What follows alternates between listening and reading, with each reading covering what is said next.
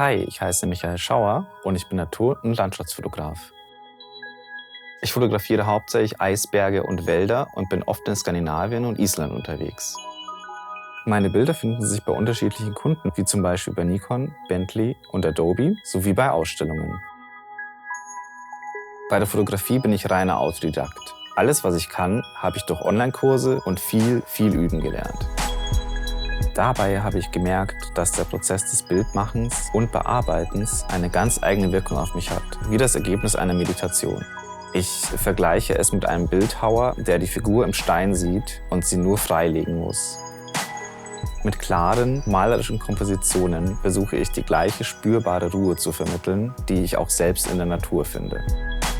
Auf diese Weise beschreiben meine Bilder das Zusammentreffen der äußeren Eindrücke mit meiner inneren Welt. In diesem Domestika-Kurs erhältst du eine Einführung in Bildkomposition und Bearbeitung, wobei ein besonderer Schwerpunkt auf das Finden von Inspiration liegt. Als Abschlussprojekt wirst du eine Bilderserie in der Natur fotografieren, die eine zusammenhängende Geschichte oder ein übergreifendes Thema hat. Als erstes lernen wir unsere Kamera kennen und Einstellungen, die uns das Leben leichter machen. Ich erkläre dir auch die Grundlagen der Belichtung und auch der Bildkomposition. Und dann können wir fotografieren. Im Anschluss zeige ich dir, wie du mit Lightroom deine Fotos kuratieren, bearbeiten und dann mit Photoshop finalisieren kannst.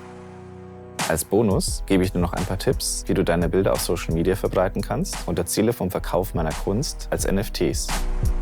Am Ende dieses Kurses wirst du in der Lage sein, die Schönheit der Natur mit persönlichem Gefühl darzustellen. Um mitzumachen, brauchst du eine Digitalkamera oder ein gutes Smartphone sowie Photoshop und Lightroom.